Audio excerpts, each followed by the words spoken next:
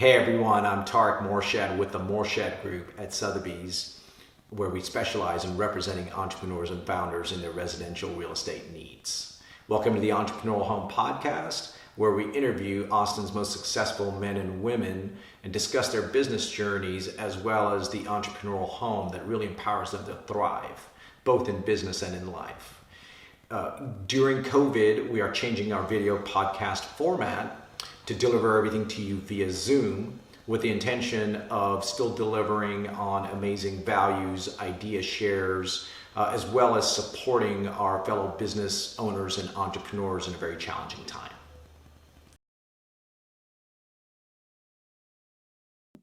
Hey everybody, welcome to the Entrepreneurial Home Podcast. We have someone who I consider in terms of real kinship and brotherhood in terms of entrepreneurship, someone who really speaks to that, because I think the entrepreneurial community and the entrepreneurial growth and the entrepreneurial journey is all about helping each other, being excited about that, and really growing through industries and breaking up industries in terms of really doing something different and new and really being a rule breaker in many ways, right? And so we have Brett Marz here today with BAMKO, co-founder, and Brett and I met recently because somebody at Brett's company at BAMKO relocated to Austin. We got connected, and then there was a little bit of a circle of other people, and I just kept hearing about Brett and this visionary guy, and I figured one day our paths would cross, and then sure enough,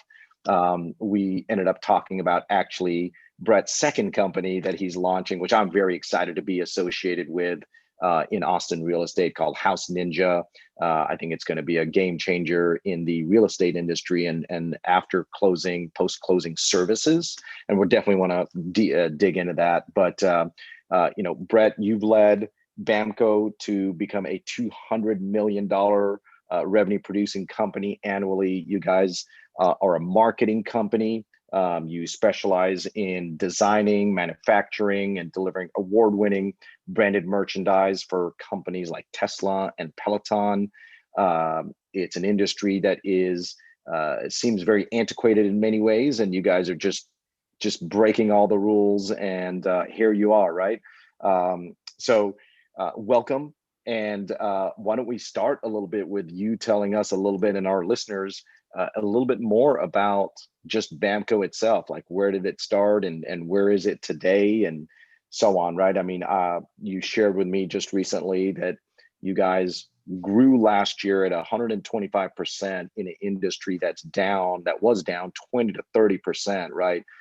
If that's not entrepreneurism at its heart, then what is, right? How do you pivot and how do you win and how do you figure out the niche, right? And so tell us about BAMKO. Tell us about what the niche is and what the vision was to make it what it is today and where it's going, right? Yeah. First of all, thanks for having me, Tarek. Great to be here. And yeah, man, this has been a journey for me. I'm an entrepreneur at heart. Started selling pogs, these little things that are going to come back really soon. It seems at the age of 12 years old at the Santa Monica Pier here in California. And I sat at the pier entrance, and I used to sell these things. My dad would take me downtown, and then we would go sit on the grass, and then typically the police would ask me to leave eventually. Some of them started to just appreciate that what I was doing as a 12-year-old. And then kind of always had this entrepreneurial thing within me. I grew up in a family with entrepreneurs. My dad, entrepreneur, my brother, my mom. My mom was in the tie-dye business back in the days when I was growing up. So look what came back, tie-dye. So pogs will come back too. That's right. And it's been really, there's nothing easy about being an entrepreneur. So my growing up in this entrepreneurial family, every dinner conversation was the next idea. And, wow. That must have been fun. Wow. Yeah, well, it wasn't your normal dinner conversations. I promise you that. Right. And so, we ended up growing up with that spirit, the entrepreneurial spirit. And for us, it wasn't easy. I mean, at the age of 13, a year after I was selling Pogs, my dad unfortunately had a real rough run in business. Went through a major bankruptcy, lost a house. We were escorted out, is a nice way to put it. Wow. We were kind of saved. My grandma, was able to support us and help us kind of get back on our feet. She invested in a business for my dad in the weight loss business center, and he ended up growing that and helped us out with a house and helped me with a car. And it was a real wake up. Like, things were going well. I was a real spoiled kid. I mean, I had everything. I had motorized scooters. I had real cash registers, not the toy ones, like real ones you'd find in a department store. Because I was always playing businessman, I was always trying to sell things, and I was always trying to be this entrepreneur.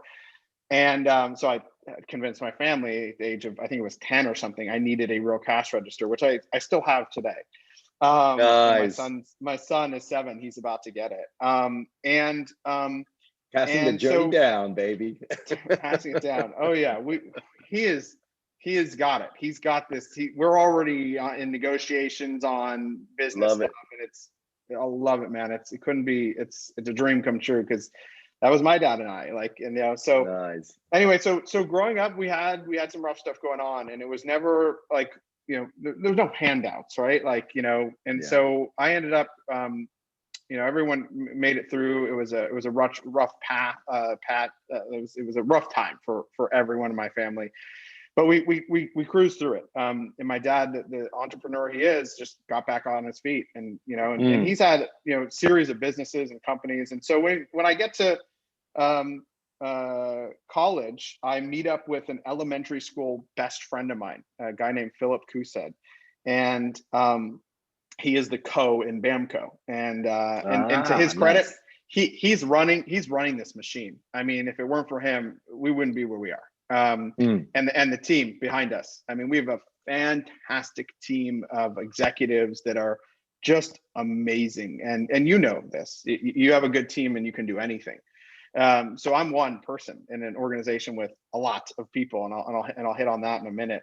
So Phil and I meet up, and he's selling T-shirts at USC and campus. And I'm like, this is a great business. He's like, this is a horrible business. I'm out. And I'm like, no, let's do it together. It'll be so fun. He's like, let me tell you what happens. You show up to a sorority with the box of shirts or whatever, and there's 300 opinions on why it's great. It wasn't great. No one liked it. Oh, I love it. And it's like pure chaos erupts. Then let's talk about the fraternities, working with them. You show up, you give them their stuff, you ask for payment, and they're like, sorry, man, we blew it on the last party, but we'll get you paid one day. And I'm like, well, that sounds fun. So you don't get paid, and you get yelled at and screamed at by the sororities, and this sounds amazing. Like, let's do this. He's like, I really don't. So, I'm a natural born salesperson. So we all are as entrepreneurs. So I sell Phil on why we're going to do this, and we have to do this. And he's like, all right, we'll give it a go. And we do. And we start from our dorm room, like really fraternity room at USC. And we start selling to all the people on the campus. And then we're like, all right, we got everyone at USC, now what? And so we said, well, let's get friends of ours at other campuses to do the same thing. And we'll supply them the product, and they can go sell, and they can make thousands of dollars a month doing this. And so we get 25 or 30 of our friends and people we knew at other major campuses to start selling this. And, Phil and I, Phil's dad's also an entrepreneur, been through all sorts of, crazy stories himself. And so I think there was this respect for Phil and I that, like, okay, we both have seen our dads go through rough patches, and we've seen this journey, but how do we figure this out? And by the way, we're in an industry with 22,000 competitors. Imagine you wake up to 22,000 competitors every day. So everyone, the family, the friends, they're like, what are you guys doing? What are you doing with your lives? You sell T-shirts and pens for a living. You guys are finance majors. Aren't you going to go be bankers or something? And so junior summer, we look at each other and we basically have a serious conversation. Like, are we going to do this? And if we're doing this, we need to test this out. Can we make enough money to support ourselves? And then can we support a family one day? And so we cranked. We had the A and B schedule. A was 60 hours and I think B was 80 hours a week. And it was just grind, like, all right, go. And we proved that the model could be successful. And we started getting into the promotional items, and then we started getting into other categories. And then we grew the business slowly. We never took money from investors. Wow. We took money from huge. family and friends. We had to get money from family and friends to float, because we would buy product and we'd go source it overseas. And then we would have to get paid by a client that would be like, oh, you're on net 120. Like, I think it was maybe Anheuser-Busch or some big company. I'm like, 120. So we have to float the money for we're out the cash for 240 days. Like, and these are bigger orders. Anyway, we ended up opening an office in China because we thought that would be really smart. And what we realized quickly was, in order to source in China, you need major volume and you need high lead times. Well, no one in the promo industry had that because everything's quick turn. You got to get it immediately. And so we ended up being the first out of all of these companies to open an office in China. Now, everyone along the way. And real quick, sorry to interrupt, but like, give us the context here. So what were revenues at, so to say, through kind of the college days, right? And where did you cap off there? Because it sounds like at this point, now you're beyond college years, right? And where are you at that point as a company in terms of revenues and employees, right? So maybe give us those two contexts real quick. We had maybe 15 employees, if that. When we went into China, maybe 20. I forget the exact number. Phil remembers this stuff really well. He actually just gave me this birthday gift that had all our revenues and everything. But it couldn't have been more than $1 million. As my guess. So we're like, let's go for it. And everyone in the industry is like, you don't need to be in China. We have suppliers, go source through them. But they were sourcing through middlemen or trading companies. And we're like, well, what if we could get it faster, better, cheaper, right? Like, we could stay ahead. And that was a big learning curve. Like, is an American company opening an office in China, not knowing the culture, not knowing the language, not knowing how business really works out there. That was brutal. We got taken by everyone. The factories were stealing from us. Our employees were stealing from us. Our general manager was secretly married to another one of our employees and then we fired the husband, but then she knew it was coming because we told her we were firing. God. And by the way, this is happening in China. This isn't happening down the street. I was going to say, it's not like it's it was bad. It was rough. Everyone sees these companies that they're like, oh my God, look at Airbnb and Uber and this one and that one. And I'm like, well, guys, you missed the part where they were in the garage or in the, like, when they started in the, no one talks about that part of it. But the reality is there's a million things we're learning along the way. It's not like there was this playbook that we're like, open an office in China on page 40. Oh, okay, I got it. Like, that's what you do? Like, no. Oh, and by the way, you're going to get taken. People are going to steal money from you. Oh, that's page 60. Let me turn to that page. That's right. That's right. So, and by the way, we also opened up an office in Dehradun, India. It's about 8 hours north of Delhi. And we put up around the same time. Yeah, I think this was first. I think we did Delhi first. We put up an ad for a guy to help us program stuff so that we could be more advanced on the tech side. And this guy, and what year is this about? Like in the historical context? Oh, we're graduated. So this is 2005. So so 2005, doing about 2 million a year probably by then, or 1.5, somewhere around there. Okay, probably. Because we had graduated. We moved out of my business partner's parents' office. We had a little room, and. Again, I'm horrible with dates and how many. No, it's okay. But it wasn't much. It wasn't much. It was tiny. But so this guy Encore responds to an ad in Dehradun, India, and we're like, "Can you do this coding for us?" And he's like, "Oh, sure." And we're like, "Great." And we're like, "Can you?" So he starts coding for us, and we're like, "Well, man, we could start running some of the back end operations of this business through India. Maybe they can help us with some art, maybe some other things." Again, never been done in our industry, ever, never, ever. And Yeah, wow. and people are like, what are you guys doing? You're talking about China and you're opening in India. What are you doing? And we're like, I don't know, let's see if it works, right? Like trial and error, Hey, it's entrepreneurial driven. entrepreneurism at its core. I love So it. Encore tells us, guys, I can get an office up and running next week. Come on, man. You're not going to get an office running next week. How many people? We want 6. I'll have the desk, the office furniture. I'll have the computers. We'll be up and running next week. No chance. Phil and I are like, there's no chance. Calls us from the office. We're here, ready to work. And I'm like, oh shit, like this guy pulled it off. We got an office in Dehradun, India. And man, if it weren't for that office and that operation, no chance we could have done what we've done in this industry. Encore today is with us, been with us, for 16, 17 plus years. Wow.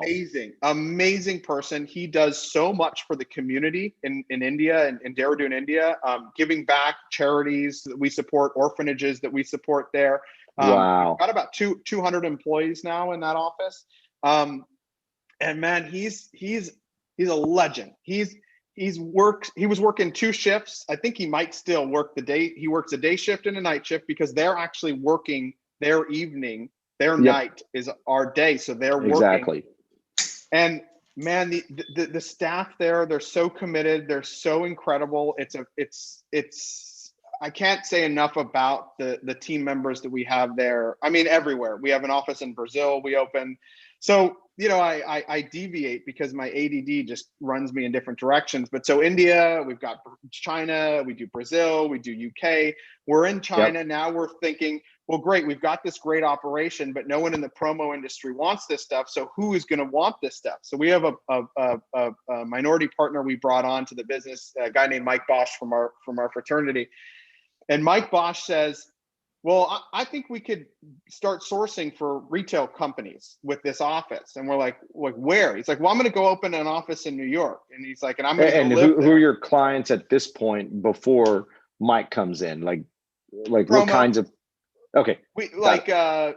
No one big, right? Like no unbelievably well-known brands, truthfully, because makes sense. Yeah. So this is 2006, 2007, maybe, and okay, in around there, maybe. Again, dates could be off. Anyway, but you're doing some groundbreaking stuff in the industry already by then, right? You're running design, operations, merchandise at some level out of different places in the industry that has not done that before. I missed something huge. I got to go back to 2005. All right.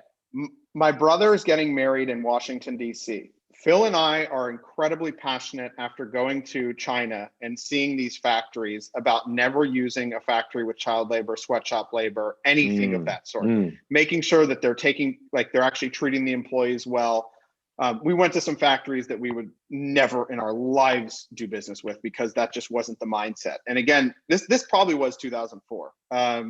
So again, dates are off a little bit. But so anyway, we go out there and we're like, we've got to make a commitment to this industry and to our customers and to our company that we will be the best company to source ethical, safe products, hands down.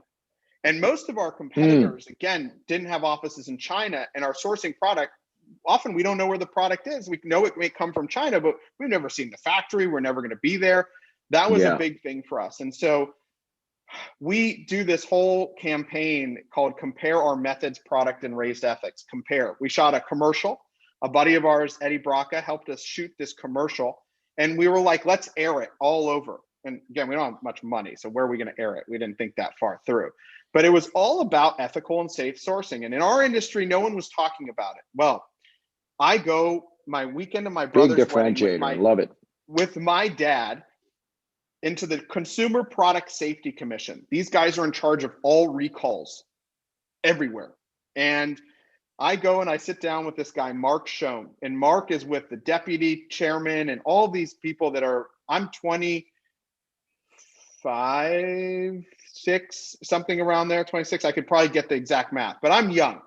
And I'm there with my dad. And they're like, oh, is this someone that works with you? I'm like, this is my dad. He thought it would be good if he came in the room because I was going to be surrounded by people a lot more a lot older than me, a lot more sophisticated, a lot more knowledgeable. Love it. And I was like, will you come with me to the meeting? By the way, again, my brother's wedding weekend. So we go to the consumer product. This is a huge part of our business. This is why this is really important. So I go and I say, Mark, I think you guys should endorse us. Look at what we're doing. We're making sure the products are safe and ethically made and no one's going to get hurt and all this stuff. He's like, that's great, Brett. We're a government agency. We don't really endorse companies. We never have, and we never will. And I was like, okay, well, there goes that dream. And I was so bummed. And I was like, God, I really thought that I could get this agency to endorse me. And my dad's like, Brett, that's not what they do. They don't endorse people. I was like, well, will you give us an award? He's like, for what? I'm like, for doing good. And he's like, I think you guys are great. Okay, peace out. 3 months later, I get a call from Reebok. A guy named Matt Feiner. Matt Feiner was the head of kids division.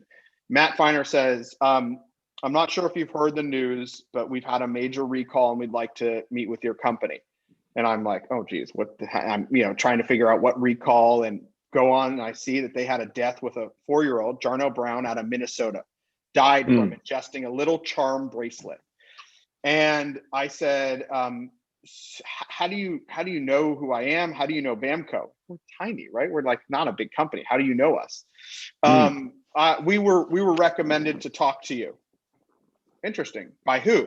A company called Marz Insurance, who's handling our recall. Marz is a massive insurance company. And I was like, who? He goes, a guy named Alan Shome.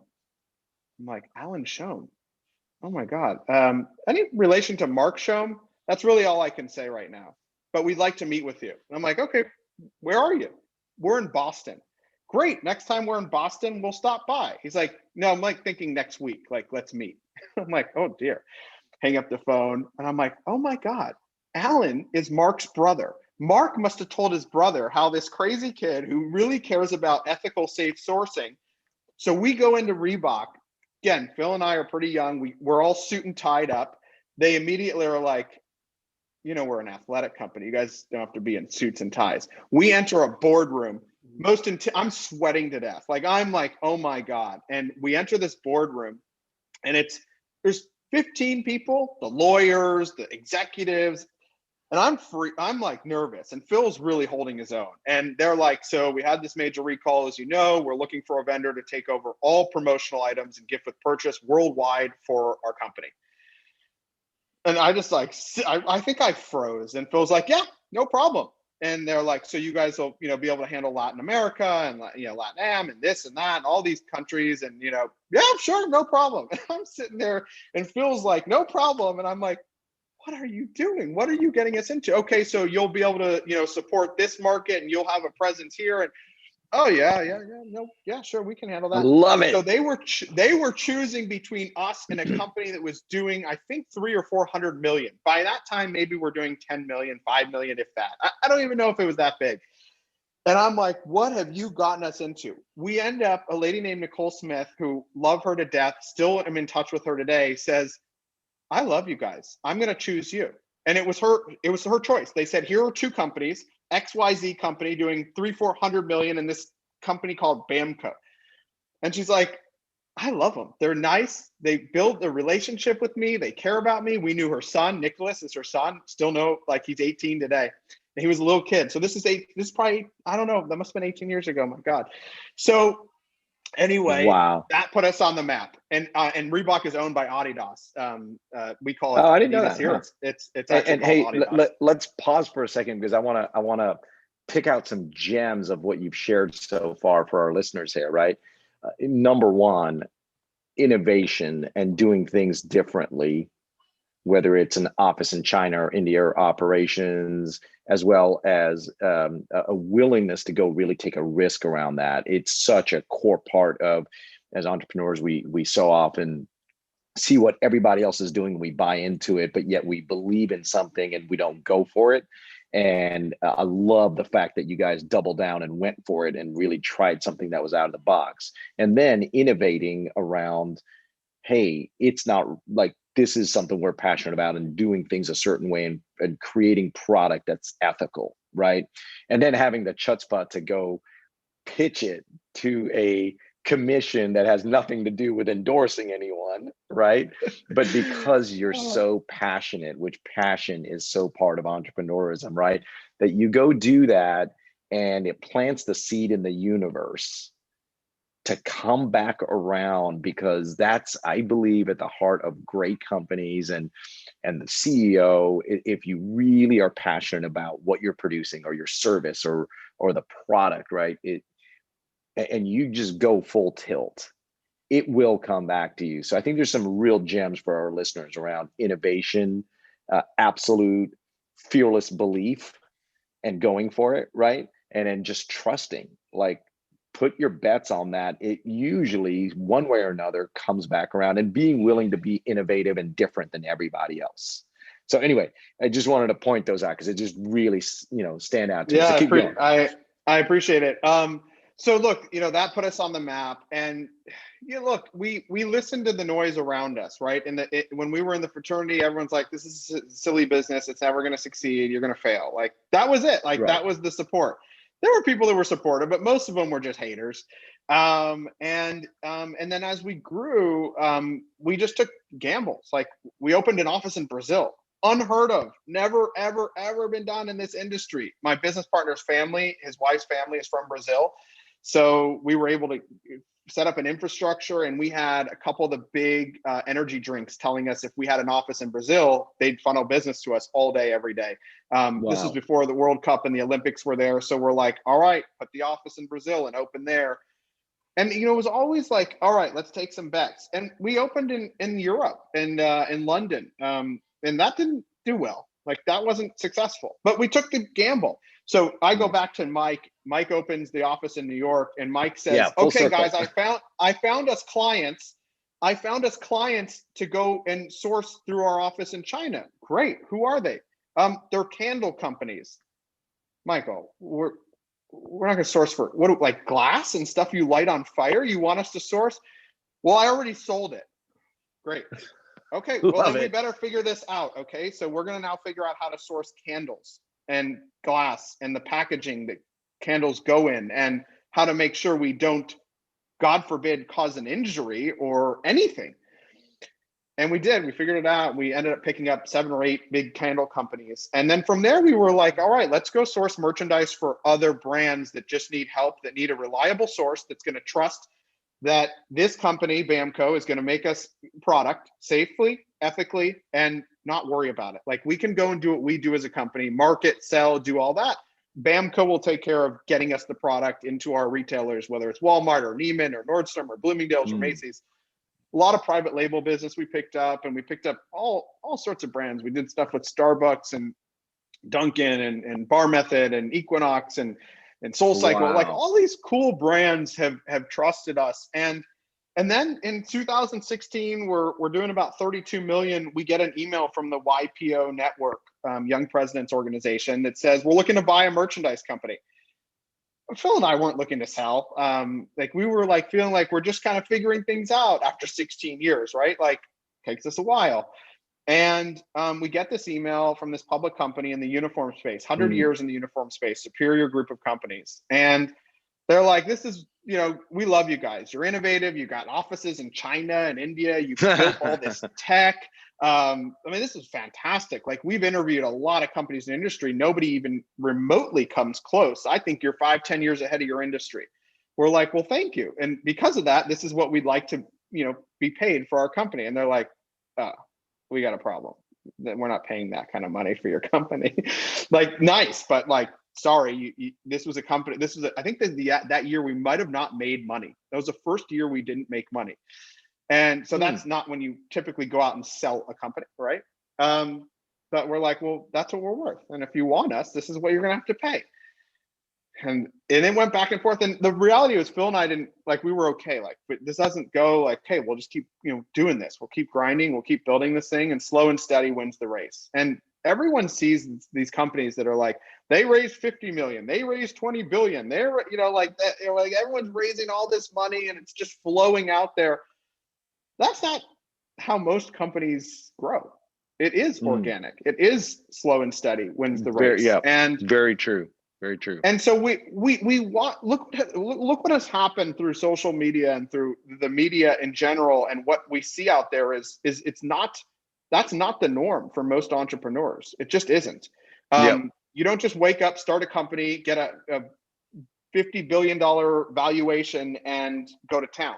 Like, right. That's not what happened at Uber, right? Like, there was more to that story. And by the way, the unicorns, yes, there's a lot of them, but think of how many companies start every day in this country, in this world.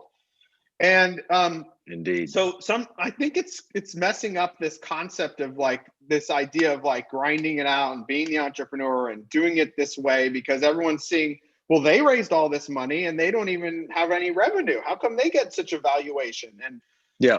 So, look at it. There's a grind, and you're nonstop, and you're 24/7, and there's, and by the way, BAMKO is a 24/7 company. It's not like we turn off. Well, we have an office in India, or we have in Brazil, or now Vietnam, or like all these, like there are people working.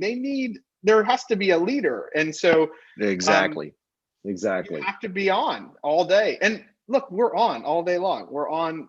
And we're on. And Tarek, we were talking about this before, like no matter what is happening behind the scenes, we have to always try and be happy. And we have to always kind of like, we're the cheerleaders in the background telling our team like, go, go, go, go, go. And man, there are rough times. There are times where we got a call from our CFO on a Friday, I think it was. And he's like, guys, we're 2 million short of like being like we need $2 million. What? What do you mean $2 million? What happened? Well, something happened and we're out of money. Okay. Let me check my back pocket. Nope, yeah. I don't have 2 million there. Okay. Yeah. And like I'll never forget. Like and look, our friends and family came to the rescue. They put in money and we gave them interest, and it wasn't an equity, it was just a loan. And it wasn't for our friends and family, we wouldn't be here where we are today. And if it wasn't for the team, we wouldn't be there. And that support system is real. That is, you need that. You need it somewhere, 100%. Somehow, some way. 100%. So we grow. We sell the company in 2016 to Superior, and then it's the fun. And so I told Phil, I'm like, look, I'm a born entrepreneur. I love working with companies. I love working with the executive team, and I love connecting to people. I love building a relationship. I've done it for my whole life. I want to go do it on behalf of major corporations. And he says, okay, so what does that mean? And I was like, well, I'm going to go help companies build the relationship with their customer. He's like, okay, that sounds great. And so yeah, and you'll run the company like you've been doing, right? Keep doing that. I'll go do biz dev and bring in sales. You keep this thing moving. And the partnership is amazing. We had one major fight. We almost broke up the whole company. And ever since then, never looked back. We're best friends. Our wives are best friends. Our families. Nice. We both have 3 kids, which is basically unique. Doesn't happen. You don't hear those partnership stories that often. That's great. I love it. Our dads didn't have it. Our dads had every business partner situation. This one screwed me. That one screwed me. And so we saw that for 10 years. We didn't even have a contract. For 10 years, Phil and I didn't have a contract. Wow. So the trust is real. If you don't trust, you're done. You're done. With a business partner or with your team, with your executive team. Exactly. And so, we've done a lot. We've grown a lot. We're, as you mentioned earlier, we hit 200 million last year. We were in 2019, we were about 100 million, 2020, 200. Now, again, in the tech space or in software or SaaS or whatever, going from 100 to 200, no big deal. That has never, ever happened in our industry. And by the way, it was COVID. So we talk about all the while where you guys are also getting awards for best places to work, which is pretty amazing also. So just wanted to put that footnote in there for our listeners. And Phil won Humanitarian of the Year award. Him and his wife started a charity called Save the Syrian Children years back, getting PPE and medical supplies to doctors to save the lives of children. He would work on that business from, 10 at night till 3 in the morning, 2 in the morning every day.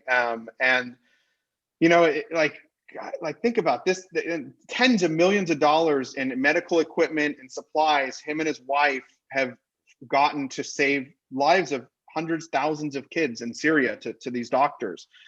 And Mm. it was always like, all right, like, how do we help the communities that we live in, and how do we give back? And for 20 years, I've been involved, 17 years, with a charity called Camp Harmony, which is all about helping homeless kids experience camp. Wow. And we take them for a weekend in the summer, and a weekend in the summer and the weekend in the winter, and we give them camp. And I never went away to sleepaway camp. We didn't have the money, and so for me, there's a real deep-rooted, like, I want these kids to, I think every kid should experience a sleepaway camp, and whether you have the money or not. So I'm really passionate about that. My son helps, he volunteers, he comes with me every year, and we help set up the beds with all the supplies and all the toys and sleeping gear and equipment, clothing, and we give these kids everything. And he knows that's for them, that's not for him. And you always say, never forget where you came from, never forget. Absolutely. And I won't forget that. And I love it. Yeah, that's that part. So what's the high level look like this year, right? Where is BAMKO at this year? Because I do want to get into House Ninja, a few other questions, because we'll have to wrap it here pretty soon. I want to make sure we get all the good stuff in here. But where is BAMKO at today in terms of revenue? What's the growth been this year? What's your role currently with BAMKO, right? So give us a little bit of a picture there. Yeah, so we have we just announced earnings. We had 125% growth in an industry that is still down 15%. We just posted, I think it was 60 million in Q1, and delivered. And we've got big plans. I can say that we are going to really make this thing massive. And people always say, you've been doing this for 20 years. Are you still interested?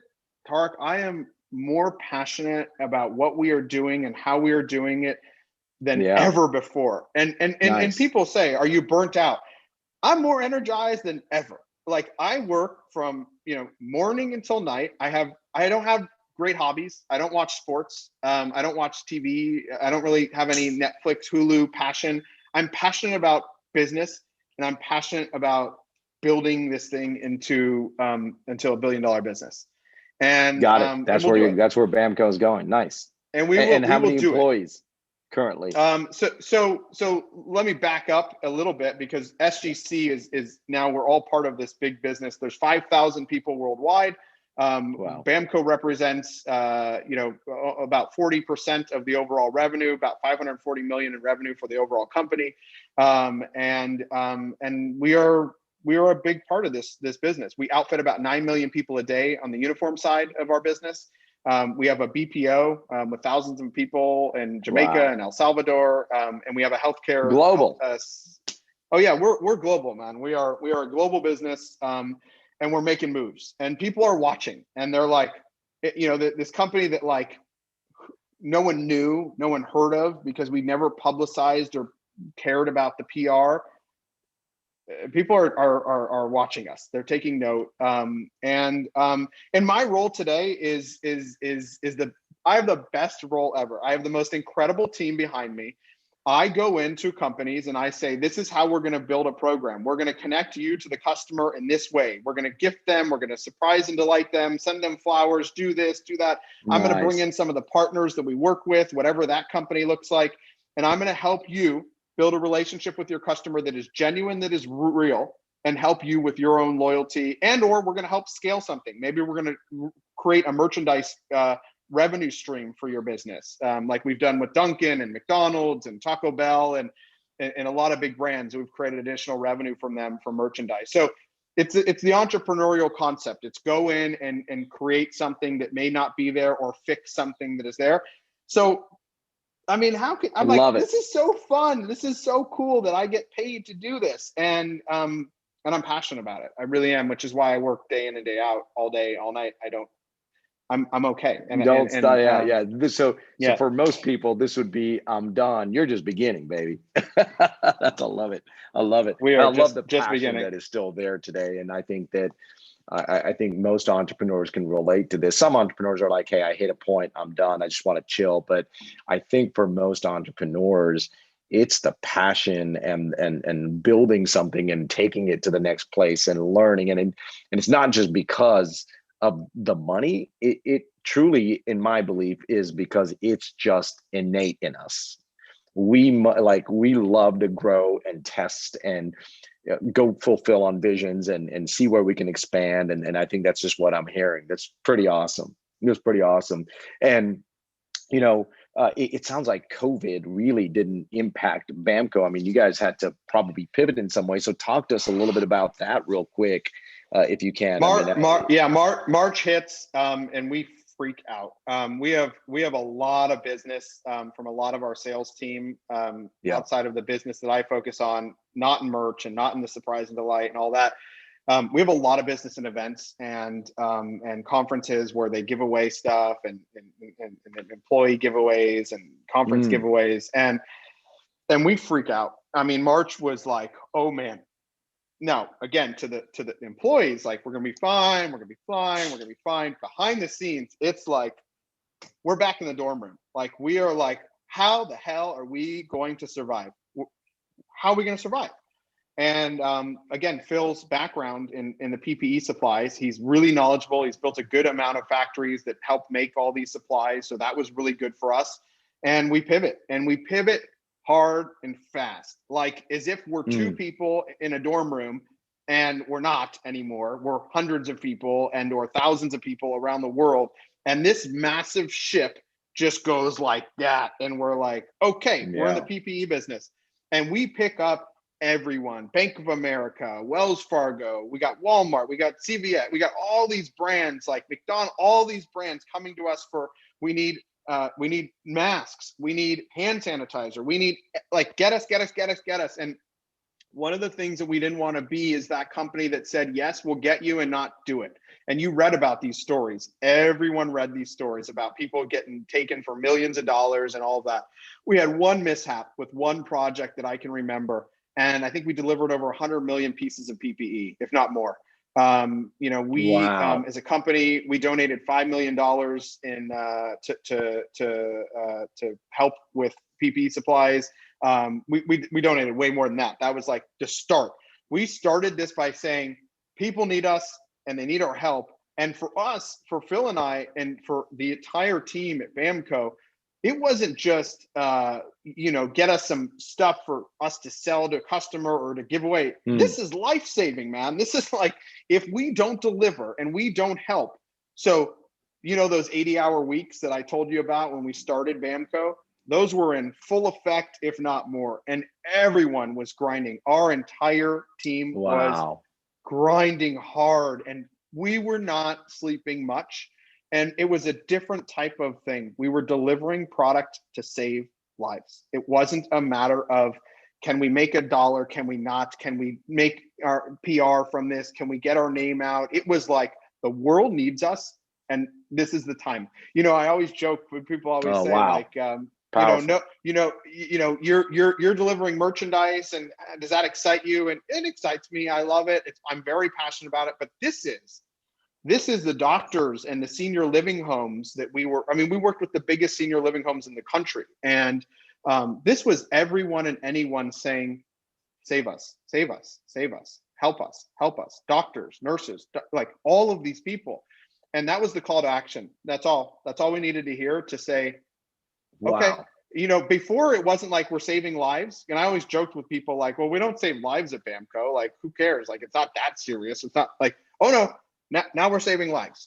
And now we've got to move. We've got to we got to deliver, and we got to figure it out. And we got to send people, go get them on planes, do whatever you got to do, get them in factories, get our product and get it delivered, and spend whatever we have to. And man, it was the most insane year of a lifetime. It was almost like a forced pivot for you guys, right? Because all of a sudden the needs of all your clients and customers shifted all of a sudden, right? Not that 100%. You may not have been, right? And you all had to make a massive pivot around production, design, sourcing, operate. I mean, you name it. That's pretty amazing. Well, here's the good thing. We had the infrastructure. We had the infrastructure. We know logistics. We have warehouses. We've got this massive team of, again, 5,000 people. Like, okay, so everyone's going to focus on this. And by the way, we're also in the scrubs business. We have an entire division of this business that does nothing but scrubs, and they needed us. They needed to make sure that their doctors and nurses were changing uniforms constantly, because is it on my clothes and COVID? Like, no one knew. It was like full panic. And so they came to the rescue of a lot of people to make sure that the folks had uniforms and had the gear and had stuff like that. Wow. Yeah, man, it was intense. It was crazy. It was, and then you look back and you're like, and it paid off, right? Like, 1, we stayed in business. 2, we doubled in size, and 3, we genuinely can look back at 2020 and say we saved lives. Like, there aren't many people that can, like, we're not the hospital, we're not the doctors, we're not the nurses, and I think that's the smile, right? Like, that's the why I'm getting up in the morning, and that's why I'm staying up, and why I'm like, man, how cool is that? I'll never forget that we were able to do our little part, and we were one of many thousands of companies that were doing this. But I don't know what happens if not. Yeah, and it's just really key, for our listeners and all the entrepreneurs and founders out there. It's, I know that for our team, for example, right, what was critical was, hey, where are we at? What's going to happen? And what do we need to do? How do we need to plan ahead? And it just came back to, we need to do what we do best and really be there for people and meet the day and meet the moment, and then have some strategies around that, and really everyone hands on deck. And so, like, obviously you guys are a much bigger scale, but what I hear in this that's so valuable is, it's all about mobilizing. It's about hands on deck and really being a team, and making sure that as an entrepreneur that you're leading your team in this moment, right? And circling the wagons and having ownership by everybody in that process, as well as all the ideation and creativity, because one person's not going to figure this out. And so what a fantastic example of whatever it is, whether it's COVID or something else that really throws the ship in a massive directional change. How do you meet that moment? And so often it is about not just creativity and innovation, but the team side of it, and everyone being bought in, and rolling with it. So what a powerful example of that. That's awesome. That's awesome. If you aren't pivoting as an entrepreneur, God bless you. The amount of pivots we go through as entrepreneurs, man, I mean, it's endless. It's endless. I agree. And it's fun too. Yeah, I mean, that's everyone says, like, oh, it must be nice. You get to run your own business and you control your hours. Okay, grass is always greener. Go do it. Go run your own business and control your hours. Let me tell you about contrling your hours. Exactly. Exactly. Like, yeah, there is, but no, there isn't. Yeah. So talking about pivots, right? Let's talk about House Ninja, right? So one of the questions I like to ask is, hey, how has real estate impacted your business, right? Whether it's, how do you really work effectively in your workspaces, and is that the real estate that you use in your home, and what do you set up there, or what's the market doing to your company around real estate, right? So tell us a little bit about, how do you guys work really effectively, right, as a team or individually, and your workspace, right? And tied to that, it sounds like, hey, House Ninja was kind of born out of this time of COVID. And it's, for our listeners real quick, I referenced that Brett and I met through several circles, but one intersecting point that really had us meet was House Ninja and the company that Brett is really leading currently, or partly leading, partly investor. I'm not leading. I'm an investor. I'm not leading this thing. Yeah. I don't have the time or the bandwidth. You're so passionate about it. You're just, I'm passionate. I feel like you're leading it by default at some level, right? And I feel like it's a really valuable service out there for so many people that don't have the time, right? Before we go far into that, just give us a quick down and dirty on Workspace, Real Estate Impact, and then tell us a little bit about House Ninja. Yeah. So look, everyone's working from home, right? It is, we have never spent this kind of time in our home ever. I mean, I was the guy that was on the road every week in a different city traveling. And so, you're noticing a lot of things in your home, and you're also having wear and tear like you've never seen on a home because kids are home. I have 3 kids. I have a 6-month-old, a 4-year-old, a 7-year-old. Amazing wife who's very supportive of my crazy entrepreneurialism, and I couldn't do what I do without her, for sure. Shout out, shout out, 100%. Thank you, Amanda. But really, we are seeing everything. I'm looking at the walls differently. I'm looking at like garden differently. I'm looking at every part of my house differently, and I am 100% full-time into BAMKO, but like I am still passionate about entrepreneurialism. I go and do this for the world's best brands. I help them build and do. And so a buddy of mine and I were sitting and chatting, and he's in front of my house, and he's like, what do you do with all this stuff around your house, and how do you deal with it? And a lot of the people in the industry are not professional.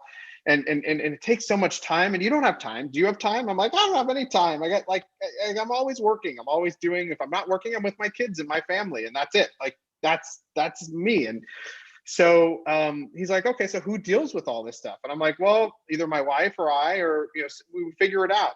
Well, sure enough, one thing goes wrong. My garage door freezes, doesn't open. So the motor breaks. So I'm like, okay. I'll call someone. I called 3 companies. One told me I'll be there in a week. One told me they can't fix it. And one said, I'll be right over. Comes over within an hour, is like $1,000. And I'm like, all right, it's $1,000. I guess I'm going to pay $1,000. Come to find out, my neighbor bought the same exact one for $300. Okay, so clearly they took advantage of me. That's nice. That makes me feel very special. But like even just the coordination of getting 3 different companies to come out and call, and it's an annoyance. And we talk about homeownership. I'll never forget the day Amanda and I buy this home. We spend our life savings on this thing, and we get this home, and we're so excited. We're in tears. It's such an emotional moment, as you know, when you get that first home. And at the time we had no kids, and we get in and we start realizing there's a lot to do. Like we didn't have a gardener, we didn't have a pool man, we got to get internet, we got to get cable, we got to get all this stuff. And by the way, the people left the house in shambles, like kind of okay. One room wasn't a permit, so we find that out later. Like some of the things we just didn't catch, and it's an endless journey. But home ownership should be fun. You should enjoy it. It shouldn't be such a hassle. And so, anyway, buddy of mine who runs a global tutoring business, incredibly successful, and I are like, there has to be a better way. I come to find out, talk to a buddy of mine in Miami, and he said, oh, I asked him, what do? You got a really big house, and you've got, who does this? You're on the road, you're traveling, you got kids. He goes, oh, we have a house manager. I said, well, what do you pay a house manager? He goes, well, we share with 5 families, and we pay $2,500 a month. $2,500 a month? What? This person must be unbelievable. Actually, she's not that great. I'm like, what do you mean? He's like, I give her 10, she'll do 5 right. And I'm like, what? I was like, this is crazy. Yeah. So I start asking other friends of mine that are entrepreneurs, and I was like, what do you do? They're like, oh my God, it's never ending. I'm always dealing with something. I got to fix this. I got to get this. Are they ripping me off? Aren't they? And as we're kind of going through this journey, my dad calls me up. He's 77. He's got some mobility issues. And he's like, they're telling me it's $40,000. I need a new roof. I'm like, a new roof? He's like, I was in one of the rooms that I'm never in, and I'm sitting there and I look at the ceiling. I see a leak. I call the roofing company. I was like, hold on, stop. I'm sending my contractor over right now. Don't do anything. And I'm sending him with a roofer. 45 minutes later, he goes over there. He's like, Brett, he doesn't need a new roof. The guys took advantage of him. He needs $4,000 in patching, and his roof will last 10 years. Wow. Well, he couldn't get up on the roof, right? He's 77. He's not climbing the ladder. Well, and most people won't or can't, right? No. And so I'm like, well, that's so messed up. That's like, that makes my blood boil. Like, don't take advantage of my family, especially my dad, who's done everything in his life to give to us and do. And I was pissed. And I called Ramit, my buddy, and I said, we got to start this thing. Like, and he's like, well, I don't have the time. And I'm like, well, I don't have the time. He's like, well, who can we find? So I called another buddy. He's like, I have the person for you. I'm like, oh, great. And what is this? so this is so we're like, okay, well, what should this be? This should be a service you pay a monthly fee to. They come, they analyze everything in your home, they count your windows, they count your lights, they go through, they get all your serial numbers, your appliance numbers, they know the ins and outs of everything of your home, and they build a relationship with you, and they treat you like you should be treated, not like you're just this like piece of garbage, right? Like, build a relationship, be nice. You're in these people's home, be nice to them, treat them well. This is a big investment for them. This should be a good experience. And so we walk through the home and we do all this stuff. And then you have an issue, you text us and we'll take care of it. We'll get the plumber, we'll get the electrician. By the way, we'll make sure they don't take advantage of you. They don't rip you off there. Nice. And if they don't show up, call us and we'll get another one out there. And like, you have, by the way, for a nominal amount of money, this is nothing. This is no skin off your back. And we're going to end up saving you time, which every entrepreneur typically values, or executive, and we're going to save you money. So anyway, I tell this. They're going to, you know, what these different trades are talking about. A person, not a homeowner, not having to go double check that is massive, both psychologically as well as from a time perspective, right? So it's a turnkey solution to project managing everything, you know, small to mid-level, right, throughout your home. And so you don't have to do any of that follow-up, as well as you can trust one source and you have a good relationship with that one source, right? As well as handling all a bunch of little things too that come up, that when they come up, you know, maybe we all know handyman at some level or whatever, or the TaskRabbit person, but it's still not, well, are they doing it right? Are they not? Or, you know, there's still iterations that you have to go through and talk about different things. And so you're just turnkeying that whole experience. We're making it easy. We're making it just, you know, I have a buddy of mine who lives in the area in Austin here. And he said, I'm telling him this, he goes, Brett, I'm on the computer right now looking for a house manager right now as we're talking. And I said, why? He goes, I went to some site. I got a list of 10 landscape companies. I've called 7. None have called me back. 3 of them, here's what happened. 1 told me they're coming, never showed up. 1 showed up, told me 50 grand for a job that maybe should cost 20 or 30. Again, I don't know, but not 50. They just threw out a make-believe price. And 1 just said, we're not interested in your job. That's 10 companies I had to sit and call and explain and do. And he's like, this is insanity. And he runs a massive business. He doesn't have time for this. So, you know, look, so this is the concept. And, you know, we found that, like, you know, for us, it's a great closing gift. It's a great, like, okay, make your house ready gift. You know, as you know, you come and list a home and you're like, there's a lot of things we should probably fix before we list it. And then it's like, well, who's going to fix it? Well, I don't do that. I don't do that. Well, I'm not going to give you my people because they may screw up. And so it's like awkward, but like, it, again, that should be, and you imagine you're moving into this home for your first time. It's overwhelming. What a great gift for a broker to be able to say, I know it's overwhelming. It's going to be crazy. These guys are going to make your life easy. And by the way, I'm gifting you this service for the next X amount of months, whatever that is. And I think what we've realized is it's missing. This is missing. And by the way, if you told me, Tarek, there's thousands of companies doing this, cool. If you told me there's tens of thousands, 22,000 to be exact, cool. Yeah. I'm going to win. I'm going to win on building a relationship, being trusting, and doing what I've done for 21 years at BAMKO with us, with our customers, with our clients. Needless to say, super excited, super passionate about it. Rachel's going to, you know, be running this business. She is unbelievable. I mean, she's got a background as a lawyer. She's got a lot of experience, and she's going to absolutely crush it.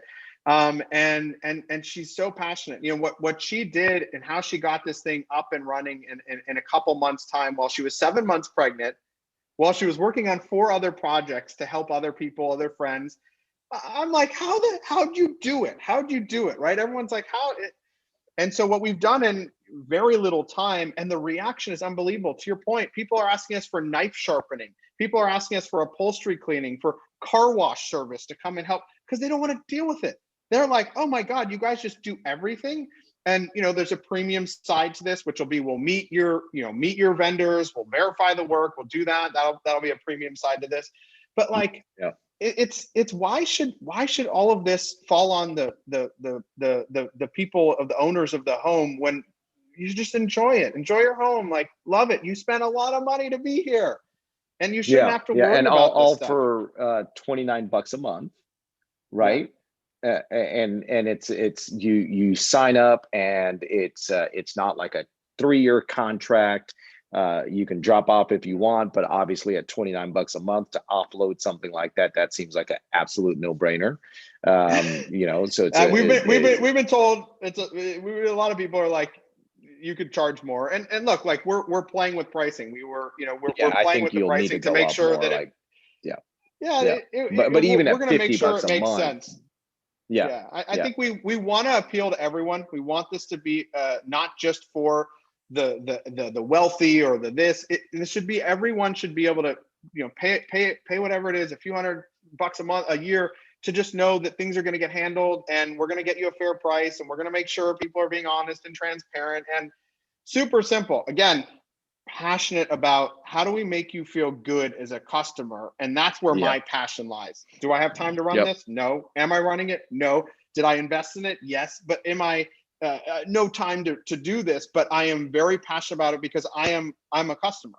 I'm ready to sign up myself because I have been taken advantage of. I've seen my parents be taken advantage of. I've seen this happen to neighbors, to friends, and I'm like, this shouldn't happen. This shouldn't happen. This should be a better experience for everyone. And so that's like, and that came out of COVID. That came out of sitting and looking and trying to get all these things done in my home. And but as entrepreneurs, we have to focus. And so my focus is BAMKO. And so I've always said, like, I can invest in things and I can be part of things, but I'm laser focused because I'm on a mission to 1 billion. So I can't let anything get in the way of that. But at the same time, we have someone that, Rachel, that is gonna take this thing and grow this into a big business, a really big business. Nice.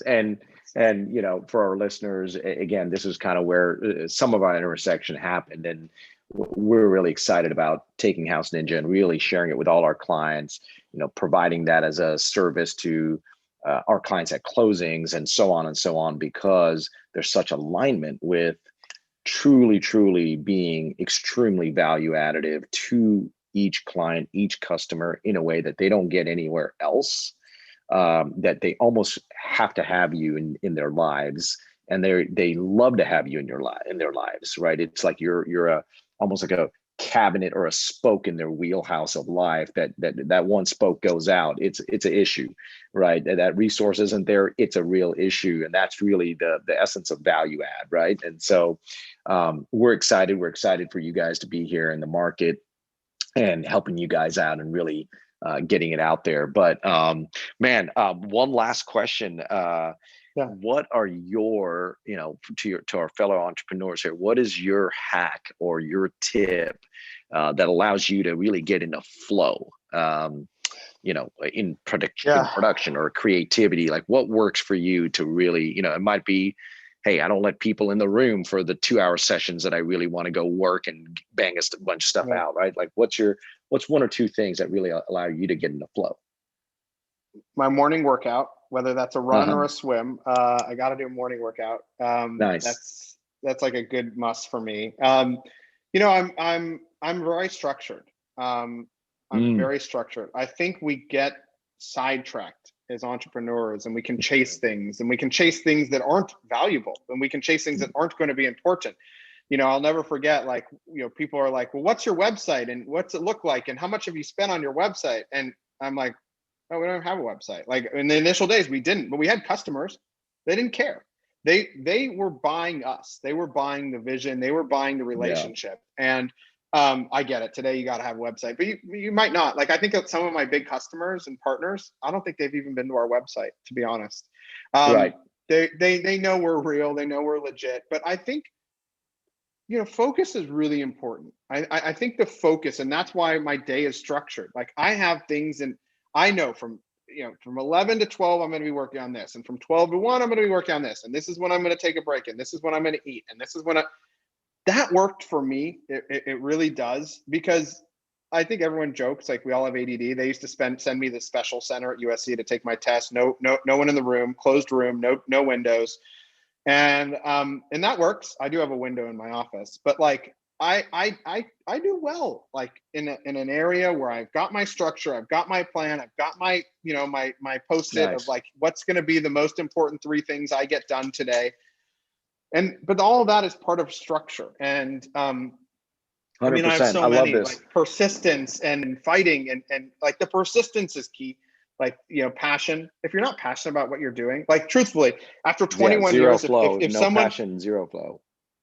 someone said to me, "Do you like what you're doing?" And I said, "No," I couldn't be successful. Like I really couldn't. And I have to have passion, which is why, like at BAMKO, like every day I get up, I'm like, which company can I talk to? Which company can I work with? Like, there's so much opportunity out there. And so everyone always said, you got to be passionate about what you're doing. And there were times I wasn't, and I am now. I'm really passionate. Like I got the branding, I got the hat, I love it. Yeah, I was got gonna my say I like. BAMKO mug, I got my Nice. BAMKO light, I got like Yeah. I'm like BAMKO everywhere. Like, and by the way, my kids are outfitted in BAMKO everything. They got the I t-shirts, love it. future employee of BAMKO. But Nice. BAMKO's given me my life, man. BAMKO's given me everything. Given me a house over Very my nice. head. It's food on the table, and so I'm thankful for that. Yeah, huge blessings, which you created. Real quick on the structure. So, do you do time blocks where it's, hey, between let's say 11 and 1, I'm going to work on marketing for BAMKO or relationships for BAMKO, or then the 2 to 3 block is another concept, right? And then you would go in and fill in the details there. Is that how you time block? And I ask that because time blocking is so critical, and there's some different practices to really get it even more effective. Like for myself, I was doing time blocking, and I still do, but now my time blocking has shifted to, number one, I review every day at the end of the day what the schedule looks like tomorrow and actually set that out. That way I don't have to think the next day and I'm just executing, which has been a massive game changer for me. And in essence, it is time blocked, and those time blocks that I have each day categorically, I've made sure that on my G calendar versus the written version, they integrate. So I know exactly what I'm doing within each of those blocks, if it is working on strategy or if it is working with clients directly or whatnot. Yeah. I forgot. I read a paper every day. That's a morning routine. By the way, Tarek, I'm old school a little bit here, right? I got a whiteboard, I got Post-its, and I got my physical newspaper. I love it. I'm kind of simple. Like I have my time that I'm going to be talking to, people within the business. I have my time that like the people that are running accounts here. I have my time that I'm going to brainstorm. I have my time. And that's an important time for me. Like that 2 hours of brainstorming, I'm not brainstorming just on BAMKO and how do we stay ahead, because if we don't, we die. So if we don't innovate and we don't continue to do, we'll be the next Blockbuster, right? Like we'll be the next Circuit City. Like people will be like, oh yeah, remember them? They were cool. And then they went to zero. I fear. That keeps me up at night. Even at our size, that keeps me up at night. And so I always have time for like brainstorming, and I'm brainstorming on our partners. What can I do next with this company? What can I do next with that company? And how can I keep them ahead of the competition? Which is why knowledge is power. I read the Wall Street Journal because my grandma, to the day she passed at 99 and a half, read the Wall Street Journal cover to cover every day. I read it because I want to have knowledge. And if I have knowledge and I know what's going on, not just in the world, but with my clients and partners, I'm ahead. When there's anything on a partner of ours, I'm getting it. My morning is started with any news feed on any partner of ours that I'm working with. Wow, so I'm able to stay ahead. And I'm able to stay knowledgeable about, all right, that's coming, or I see that going on. How do I get them ahead? I don't want to be reactive. I want to be proactive. And Makes so sense. that brainstorm time is crucial. But if the window's not open, the block's not there, I can't talk to people. Like I'm very structured about that too. And I don't mean to be mean. I just know that if I don't do this, then we won't be here. Like I have to be structured. No, I agree with that 100%, and that's been really effective for me. And I love the brainstorming. To our listeners, I got coached recently around this, where if I idea journal basically early Wednesday morning and early Saturday morning, and I just pick something that is either present for me in the business or it's an issue. Sometimes it can be personal, but a lot of times it's business related. And I just journal for about 15 to 20 minutes just on that one thing. And it's kind of my way of brainstorming. And then at the end of that, I write down my three key takeaways and the one thing I'm going to implement out of this next week. Right. And so like that brainstorming process has been massive for me because I get a million ideas and then it all gets jumbled or lost. And that brainstorming and actually processing through it is massive for your business is what I'm finding. It's been really helpful for me. You work in the business, but you have to work on what is we're in the weeds. We're all in the weeds. So if you don't take a step back and say, big picture, how do I like see this thing and where are we going and how are we getting there? You miss. Indeed. Man, Brett, we are way over and it was 1,000% worth it. I apologize if I've screwed you up on the next meeting, especially when you're such a time blocker. But man, someone's watching my calendar, keeping me going here. So there you go. She knows I got delayed. It's just been a true joy. And I think you've brought amazing value to our listeners, as well as to me in my life and everything you've shared. And man, brother, thank you so much. And I'm looking forward to forwarding the relationship and helping you guys any way we can at House Ninja, at BAMKO, whatever that looks like. And just really being kind of in the brotherhood and the kinship of entrepreneurship, the brotherhood and the sisterhood. So we're capturing all our listeners because we truly are a community. Yeah. I'm thankful. I hope that people can take something from this because you can read all the books in the world and you can listen to all the things in the world and take one thing and say, I'm going to do that. Right. And keep going. It's hard. It's struggle. There's, don't just look at what people think is out there as like, well, they're so big and they got there, man, you missed 15, 20, 10, 40 years of, you missed so much of what it took to get there and no one talks about it. And people need to start talking more about that because that's what we can relate to. Or otherwise I think, oh, I'm doing something wrong. I don't have $1 billion company. What happened? Or I'm not at 10 billion, or I'm not at this, or I'm not at 1 million. Like I must not be no, man, it starts dollar by dollar, $100 orders. Yeah. I love it. So true. So true. And to our listeners, this, you're going to get clips and shots of social media through social media, but obviously this lives at themorshedgroup.com, as well as through all our social media channels. We're definitely going to get this and make sure we circulate this big time because there's just so much value in this one, as they all are. But again, Brett, you just brought amazing value to the conversation, and thank you. And I look forward to speaking to you very, very soon. Thanks, man. Thanks for the time. Absolutely. We'll talk soon. Thank you. Appreciate it. All right. Bye-bye.